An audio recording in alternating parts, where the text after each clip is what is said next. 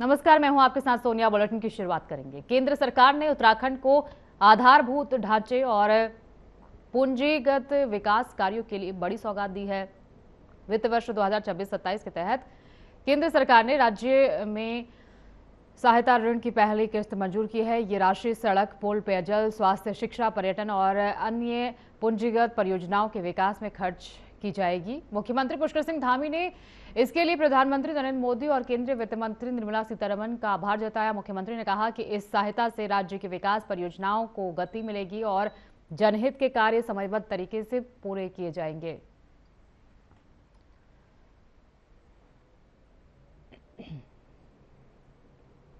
मुख्यमंत्री पुष्कर सिंह धामी ने देहरादून स्थित यूकास्ट परिसर में निर्माणाधीन साइंस सिटी का निरीक्षण किया और विज्ञान, प्रौद्योगिकी एवं नवाचार नीति पर आयोजित संवाद में हिस्सा लिया। इस दौरान उन्होंने कहा कि देहरादून साइंस सिटी भविष्य में देश के विद्यार्थियों, शोधकर्ताओं और वैज्ञानिकों के लिए विज्ञान और नवाचार का प्रमुख केंद्र बनेगी। मुख्यमंत्री ने यूकास्ट परिसर में स्टार्टअप सेंटर के लिए भूमि उपलब्ध कराने की घोषणा की। उन्होंने कहा कि राज्य सरकार विज्ञान, तकनीक और स्टार्टअप इकोसिस्टम को मजबूत कर युवाओं को रोजगार तलाशने वाला नहीं बल्कि रोजगार देने वाला बनाने की दिशा में काम कर रही है।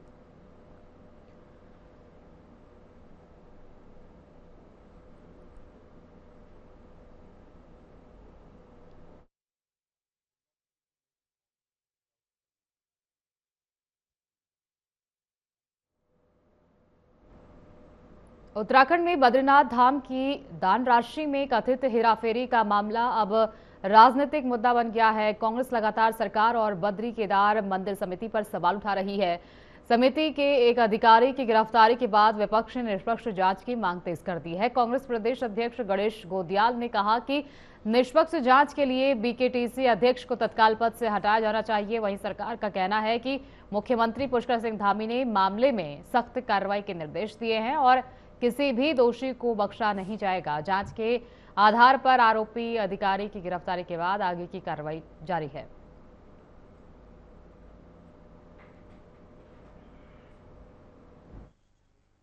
तो चाहिए कि तत्काल अब तक कब का उनका इस्तीफा हो जाना चाहिए था। अब तक इस्तीफा नहीं हुआ। वो इसलिए नहीं हुआ कि मुख्यमंत्री जी धर्म की रक्षा की जो बात करते हैं वो सिर्फ शब्दों में है और मन, कर्म और वचन में उनकी एकरूपता नहीं है। अगर धर्म की रक्षा की बात अगर उनके मन में भी होती वचनों के साथ साथ, तो कब तक इस्तीफा हो गया होता और उसकी जांच आगे बढ़ गई। देखिए, कोई भी नहीं छूटेगा। अगर वास्तव में किसी ने चोरी की है, इससे कोई फर्क नहीं पड़ता है कि वो कौन है, क्या है, कितने रसूख वाला व्यक्ति है, कितना प्रभावशाली है, इससे कोई फर्क नहीं पड़ता है। हर चोर को उसके किए की सजा मिलेगी और इसी में जो है सारे जो सनातन धर्मावलंबी हैं उनको संतुष्टि भी मिलेगी, शांति भी मिलेगी, क्योंकि उन्होंने जो है हमारी आस्था को ठेस पहुंचाई। देहरादून में बीजेपी के प्रदेश और जिला प्रकोष्ठों की कार्यशाला का आयोजन किया गया। IRDT सभागार में आयोजित इस कार्यक्रम में संगठन को मजबूत बनाने और आगामी कार्यक्रमों की नीति पर विस्तार से चर्चा हुई। बीजेपी प्रदेश अध्यक्ष महेंद्र भट्ट ने बताया कि सोमवार को 6 प्रकोष्ठों की बैठक आयोजित की गई, जबकि इससे पहले 10 प्रकोष्ठों की बैठकें सफलतापूर्वक संपन्न हो चुकी हैं। कार्यशाला में प्रदेश भर से प्रकोष्ठों के संयोजक, सह संयोजक और अन्य पदाधिकारियों ने हिस्सा लिया। बैठक में संगठन विस्तार और जनसंपर्क गतिविधियों को और प्रभावी बनाने पर भी जोर दिया गया।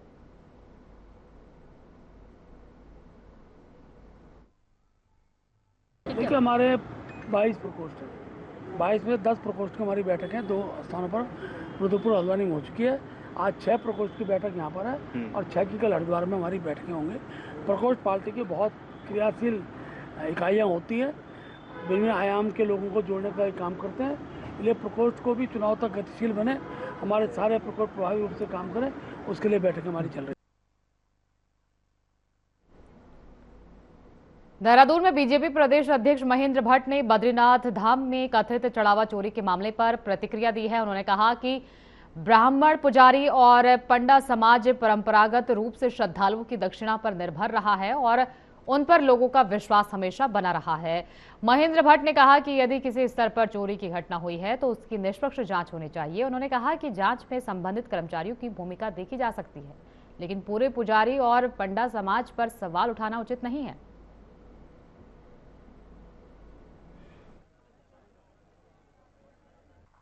कि जो पूजा पद्धति से जुड़े हुए लोग होते हैं, पंडा समाज से जुड़े हुए लोग होते हैं, इनकी आजीविका यजमान की दक्षिणा पर डिपेंड करती है।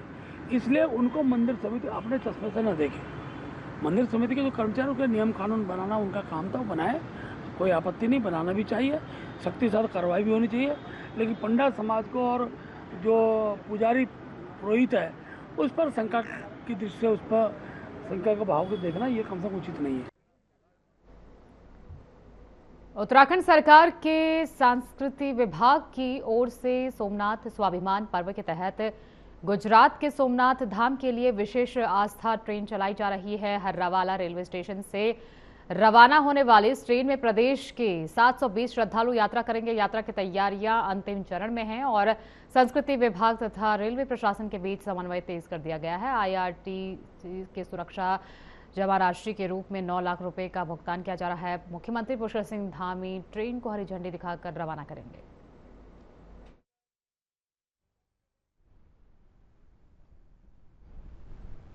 सोमनाथ स्वाभिमान पर्व की यात्रा माननीय मुख्यमंत्री श्री पुष्कर सिंह धामी जी के द्वारा 13 तारीख को देहरादून से और सोमनाथ तक के लिए ट्रेन रवाना की जाएगी।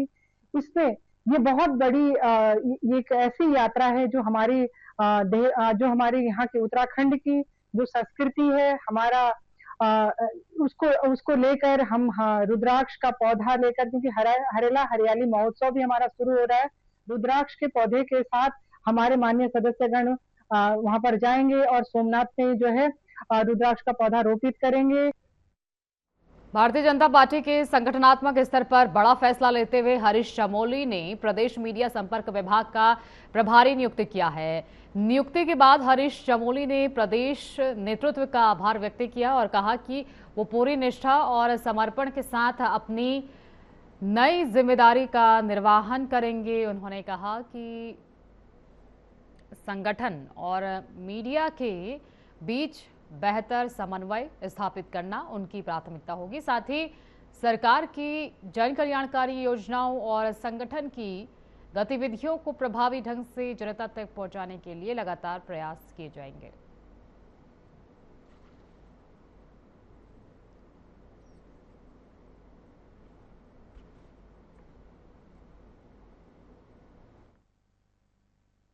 भारतीय जनता पार्टी के प्रदेश नेतृत्व ने मुझ पर विश्वास जताते हुए प्रदेश मीडिया संपर्क विभाग के प्रभारी की जिम्मेदारी सौंपी।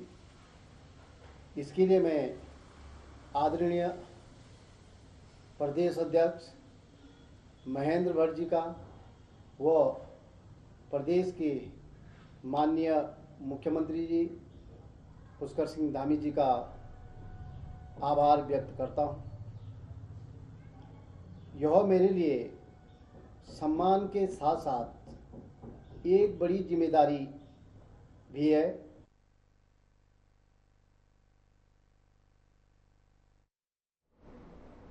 बद्री केदार मंदिर समिति से जुड़े विवाद लगातार चर्चा में बने हुए हैं। बद्रीनाथ में चढ़ावे अनियमितता के मामले में बीच अब केदारनाथ धाम में विधायक और एक मंत्री के बेटी के BKTC के खर्च पर सवाल उठा रहे हैं। वहीं अधिकारियों की भूमिका को जिम्मेदार माना जा रहा है। वहीं केदारनाथ विधायक आशा नौटियाल ने कहा कि उन्होंने यात्रा और प्रवास का पूरा खर्च स्वयं वहन किया था तथा उनके पास खर्चे से संबंधित कोई बिल उपलब्ध नहीं है। मामले को लेकर राजनीतिक हलके में बहस तेज हो गई है।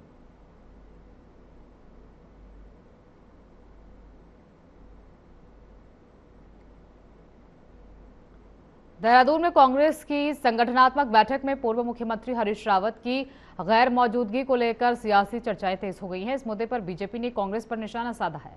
बीजेपी प्रदेश प्रवक्ता कंवर उपेंद्र जपेंद्र सिंह ने कहा कि कांग्रेस में लंबे समय से अंदरूनी कलह चल रही है और वरिष्ठ नेताओं की उपेक्षा की जा रही है। उन्होंने दावा किया कि जो पार्टी अपने नेताओं को साथ नहीं रख पाई, वो चुनाव में जनता का विश्वास कैसे जीत पाएगी। तो बीजेपी के साथ कांग्रेस ने निशाना साधा है। कांग्रेस की संगठनात्मक बैठक हुई है जिसमें तमाम मुद्दों को लेकर बीजेपी को निशाना साधा गया। हरीश रावत की गैर मौजूदगी पर अब बीजेपी ने सवाल उठाए हैं। उन्होंने कहा कि हरीश रावत सभी बैठकों से दूर रहते हैं और ये दिखाता है कि कांग्रेस में सब कुछ नहीं सही है और अंदरूनी कलह चल रही है। बीजेपी इस मुद्दे को लेकर अब कांग्रेस को घेरते हुए भी नजर आ रही है। हालांकि कांग्रेस की तरफ से 2027 के विधानसभा चुनाव से पहले तैयारियां और संगठन को मजबूत करने को लेकर कवायद शुरू हो गई है।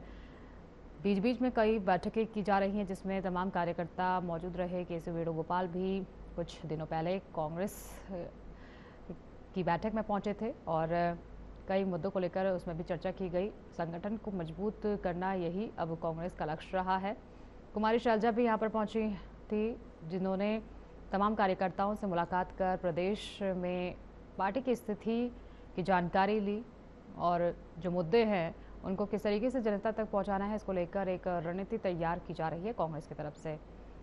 वहीं सभी बैठकों में हरीश रावत की गैर मौजूदगी के सवाल भी अब बीजेपी उठा रही है। उन्होंने कहा कि सब कुछ ठीक नहीं चल रहा है। बीजेपी की तरफ से कहा जा रहा है कि कांग्रेस के अंदर अंदरूनी कलह प्रदेश में लगातार जारी है और यही वजह है कि हरीश रावत सभी बैठकों से नदारद दिखते हैं। हरीश रावत जी के लिए ये माना जाता है कि उत्तराखंड की आधी कांग्रेस हरीश रावत जी के इर्द गिर्द है और विपक्ष के नाम पे, कांग्रेस के नाम पे जो हरीश रावत जी की कार्यप्रणाली है वो कहीं ना कहीं प्रदेश में एक सार्थक संदेश भी कभी कभी देती है। लेकिन कांग्रेस द्वारा अपने उत्तराखंड के उस नेतृत्व को नज़रअंदाज करना, कांग्रेस के उनके बाकी साथियों द्वारा अपने एक सीनियर नेता का अपमान करना, ये कांग्रेस की परंपरा है और ये केवल इसका शिकार हरीश रावत जी ही नहीं है, इसका शिकार पूर्व में भी कांग्रेस के बड़े बड़े नेता हुए हैं।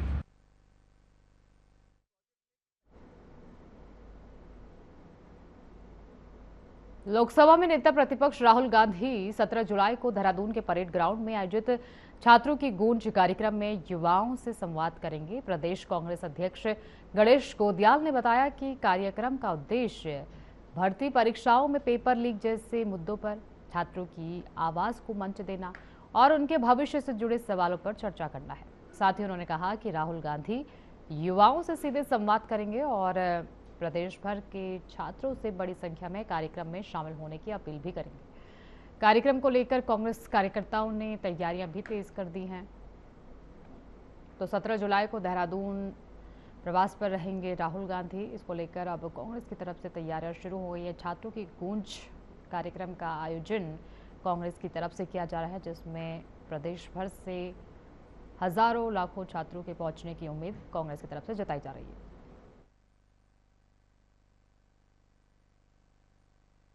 17 तारीख शाम 5-6 बजे के आसपास माननीय राहुल गांधी जी युवाओं को संबोधित करने के लिए, छात्रों को संबोधित करने के लिए और छात्रों की गूंज कार्यक्रम के एक और चरण में देहरादून आ रहे हैं। ये कार्यक्रम परेड ग्राउंड में आयोजित होने जा रहा है। परेड ग्राउंड में होने वाले इस कार्यक्रम में एक नॉन पॉलिटिकल कार्यक्रम है। मैं सभी छात्रों से ये निवेदन करता हूं कि आदरणीय राहुल जी, आपकी समस्याएं जो मूल रूप से ये है कि आप लोग मेहनत करते हैं और मेहनत करने के बाद जब परीक्षा का समय आता है वो लीक हो जाता है और इससे निश्चित रूप में आपका भविष्य प्रभावित। रुड़की में नगर निगम के वार्ड 38 के पार्षद मनीष बॉलर उर्फ मोनू बॉलर की गिरफ्तारी के बाद प्रदेश की राजनीति गर्मा गई है। एसटीएफ ने उन्हें प्रवीण वाल्मीकि गैंग से जुड़े होने पर फर्जी ऑफ अटर्नी करोड़ों की धोखाधड़ी के आरोप में उन्हें गिरफ्तार किया है। कार्रवाई के बाद बीजेपी ने भी उन्हें पार्टी से निष्कासित कर दिया है। कांग्रेस के पूर्व प्रदेश अध्यक्ष करण माहरा ने आरोप लगाया है कि पूरे प्रकरण की निष्पक्ष जांच होनी चाहिए और दोषियों के खिलाफ सख्त कार्रवाई होनी चाहिए। देखिए, ये सरकार के बहुत सारे नेताओं के नाम आ रहे हैं। मोनू बॉलर के विषय में यहाँ बड़जी खड़े हैं, इनके चैनल में भी मैंने कहा था, रुड़की पार्षद था, कई करोड़ों की ज़मीन की खुरद-फुर्द थी, एसडीएम बर्खास्त, ये बर्खास्त, इसके खिलाफ कार्रवाई। लेकिन क्या हुआ? क्या हुआ? वो जो पिथौरागढ़ से या कहीं से 2 पुलिसकर्मियों को यहाँ लाया गया था, जिनके फ़ोन से मोनू बॉलर की बातचीत हुई थी, क्या उसमें कोई कार्रवाई हुई? जब यहाँ के सारे आईएएस ऑफिसर्स के गार्ड्स हटा लिए गए अचानक, आईजी कुमाऊं। कांग्रेस प्रदेश मुख्यालय में राहुल गांधी के दौरे को लेकर बैठक आयोजित की गई। बैठक कांग्रेस प्रदेश अध्यक्ष गणेश गोदियाल के नेतृत्व में की गई। बैठक के बाद कांग्रेस के वरिष्ठ नेता वीरेंद्र पोखरियाल ने बताया कि 17 जुलाई को राहुल गांधी देहरादून आ रहे हैं। देहरादून में छात्रों की गूंज कार्यक्रम में शिरकत करेंगे और राहुल गांधी के कार्यक्रम की तैयारियों में सभी कांग्रेसी जुटे हुए हैं। इस कार्यक्रम में लगभग 12 से 15 हजार छात्रों और युवाओं के शामिल होने का लक्ष्य रखा गया है।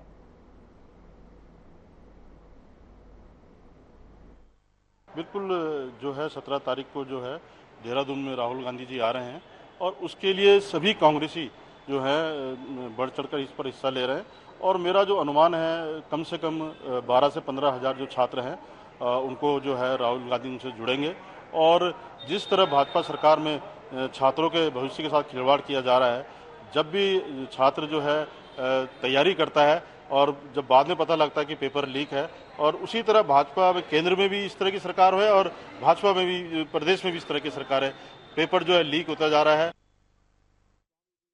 देहरादून के परेड मैदान में उत्तराखंड पुलिस जवानों को 4600 ग्रेड पे दिए जाने की मांग को लेकर पुलिस अधिकार मार्च का आयोजन किया गया। मार्च में विभिन्न राजनीतिक और गैर राजनीतिक संगठनों के लोगों ने भाग लेकर पुलिस कर्मियों की मांगों का समर्थन किया।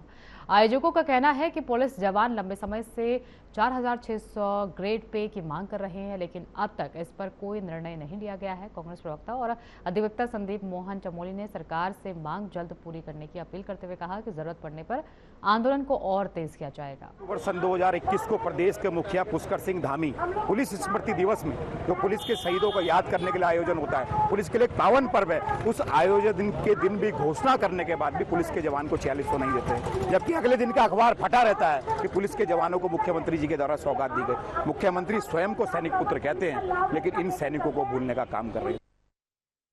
खटीमा के ग्राम बारी अंजनिया में भूमि विवाद को लेकर हुई फायरिंग और मारपीट के मामले में पुलिस ने चौथे आरोपी को भी गिरफ्तार कर लिया है। पुलिस के अनुसार 5 जुलाई को जमीन पर कब्जे के प्रयास के दौरान पीड़ित पर जान से मारने की नियत से फायरिंग की गई। इस मामले में 3 आरोपी पहले ही गिरफ्तार कर जेल भेजे जा चुके हैं, जबकि चौथा आरोपी तरुण सिंह उर्फ लखा फरार चल रहा था। पुलिस ने मुखबिर की सूचना और सीसीटीवी फुटेज के आधार पर उसे बाउली तिराहे के पास से गिरफ्तार कर न्यायिक हिरासत में भेज दिया है। जो फायरिंग घटना हुई थी उसमें दिनांक 5/7/26 को जो मैं तहरीर प्राप्त हुई थी, जिसमें उनके द्वारा कहा गया था कि एक व्यक्ति के द्वारा गाड़ी आई और एक व्यक्ति जो है गाड़ी से बाहर निकल के फायरिंग की और उसको साथी भी मौके पर मौजूद थे। उस घटना में गाड़ी और व्यक्ति की पहचान लोकल लोगों के द्वारा नहीं की जा सकी, लेकिन पुलिस के द्वारा सीसीटीवी कैमरा और मुखबिरों आदि की इंफॉर्मेशन के द्वारा इनके बारे में सूचना एकत्र की गई। अभी हाल ही में हमारे द्वारा जो मुख्य अभियुक्त को गोली चलाने वाला अभियुक्त था, जिसके बारे में जिसके पास जिसने गोली चलाई थी, उससे तमंचा भी बरामद किया गया और उसको गिरफ्तार भी कर लिया गया। साथ ही उसके अन्य साथियों को भी गिरफ्तार किया गया। पूछताछ के क्रम में एक अन्य अभियुक्त जिसका नाम तरुण सिंह उर्फ लखा पुत्र मक्खन सिंह था, तो इसका नाम भी प्रकाश में आया। तो पुलिस टीम का गठन करके तुरंत इसी गिरफ्तारी के लिए भी प्रयास किए गए। देहरादून के डालनवाला थाना क्षेत्र स्थित कृष्ण कॉलोनी में फ्लैट मालिकों और जमीन मालिक के बीच विवाद बढ़ गया। दोनों पक्षों के आमने सामने आने पर मारपीट और हंगामे की स्थिति बन गई, जिसके बाद पुलिस और एमडीडीए की टीम मौके पर पहुंची और हालात को नियंत्रित किया। कार्रवाई के दौरान एमडीडीए ने अपार्टमेंट की चौथी मंजिल को सील कर दिया। जमीन मालिक का आरोप है कि कुछ फ्लैट उनकी सहमति के बिना बेचे गए हैं, जबकि दूसरे पक्ष का कहना है कि उन्होंने फ्लैट अवैध रूप से खरीदे हैं। पुलिस मामले की जांच कर रही है और आगे की कार्रवाई में जुटी हुई है। ये कार्रवाई ये है कि ये प्रॉपर्टी मेरी है, इन्होंने कब्जा कर रखा है। इनसे मेरा पहले एक नॉर्मल एग्रीमेंट हुआ था, बनाने के लिए इनको दिया था मैंने, और उसके बिहाफ पे क्या ये मेरे को ब्लैकमेल करने लग गए। उसके बाद इन्होंने बिहार में पे झूठे मुकदमे, मेरी जान को खतरा है और इन्होंने मेरे को थ्रेट भी दिलाया था, तो उसमें ऑलरेडी इन पे मुकदमा दर्ज है। और ये बिल्डिंग ऑलरेडी मैं आज से नहीं 2024 से कंप्लेन कर रहा हूँ कंटिन्यूस बिल्डिंग के अगेंस्ट। बस इस बिल्डिंग पर आज तक कोई कार्रवाई नहीं। आज आके धन्यवाद करता हूँ MDD और VC साहब का, कमिश्नर साहब का, जिन्होंने ये ऑर्डर पारित किया। ऑपरेशन प्रहार के तहत देहरादून पुलिस को बड़ी सफलता मिली है। डोईवाला, कोतवाली और SOG ग्रामीण की संयुक्त टीम ने पॉक्सो एक्ट के मामले में 6 माह से फरार 25,000 रुपए के इनामी आरोपी को हरिद्वार से गिरफ्तार कर लिया है। पुलिस के अनुसार आरोपी नाबालिग और मानसिक रूप से अस्वस्थ बालिका से दुष्कर्म के मामले में वंचित था और गिरफ्तारी से बचने के लिए लगातार अपने ठिकाने बदल रहा था। तकनीकी साक्ष्यों और सटीक सूचना के आधार पर पुलिस ने आरोपी को दबोच लिया। फिलहाल आरोपी के खिलाफ आगे की वैधानिक कार्रवाई जारी है। वाला में दिसंबर 2025 में एक मुकदमा पंजीकृत किया गया था, जिसमें एक व्यक्ति के द्वारा अपने पड़ोस में रहने वाले व्यक्ति कैलाश चंद्र पर यह आरोप लगाया गया था कि उपरोक्त व्यक्ति ने उसकी नाबालिग पुत्री को बहला फुसलाकर उसके साथ दुष्कर्म किया है। उपरोक्त मुकदमा पंजीकृत होने के बाद से ही आरोपी व्यक्ति कैलाश चंद्र लगातार फरार चल रहा था और अपनी गिरफ्तारी से बचने के लिए अपना ठिकाने बदल रहा था। जनपद में चलाए जा रहे ऑपरेशन प्रहार के अंतर्गत उपरोक्त व्यक्ति की तलाश जारी थी और आरोपी व्यक्ति पर SSP महोदय के द्वारा 25,000 का इनाम भी घोषित किया गया था। आज SOG देहात और कोतवाली डोईवाला की संयुक्त टीम के द्वारा सटीक सूचना पर उपरोक्त व्यक्ति को हरिद्वार से गिरफ्तार कर लिया। उधम सिंह नगर में पुलिस और बदमाशों के बीच हुई मुठभेड़ में पुलिस को सफलता मिली है। पुलभट्टा फायरिंग मामले में बदमाश पुलिस की जवाबी फायरिंग में घायल हो गया, जिसके बाद उसे गिरफ्तार कर अस्पताल में भर्ती कराया गया। पुलिस ने मौके से उसके 2 साथी को भी गिरफ्तार किया है, जबकि एक अन्य आरोपी फरार है, जिसकी तलाश जारी है। SSP अजय गणपति ने कहा कि अपराधियों के खिलाफ अभियान लगातार जारी रहेगा और किसी भी कीमत पर कानून व्यवस्था के खिलवाड़ नहीं होने दिया जाएगा।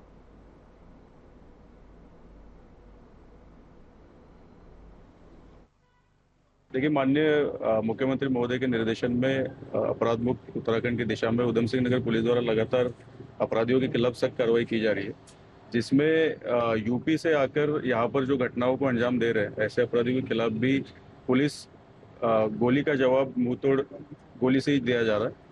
इसी के क्रम में कुछ दिन पूर्व 2 घटनाएं हुई थी।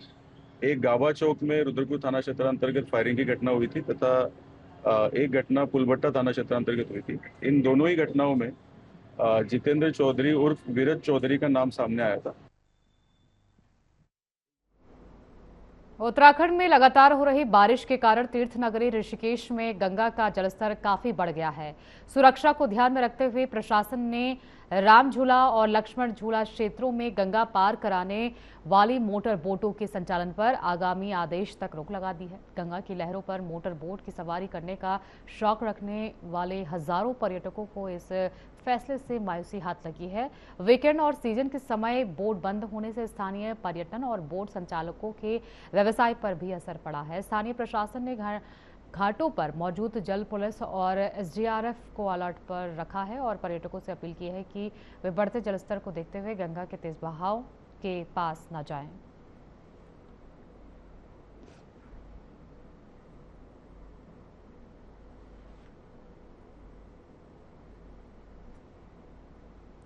बुलेटिन में फिलहाल इतना ही। आगे की तमाम खबरों के लिए बने रहिए हमारे साथ।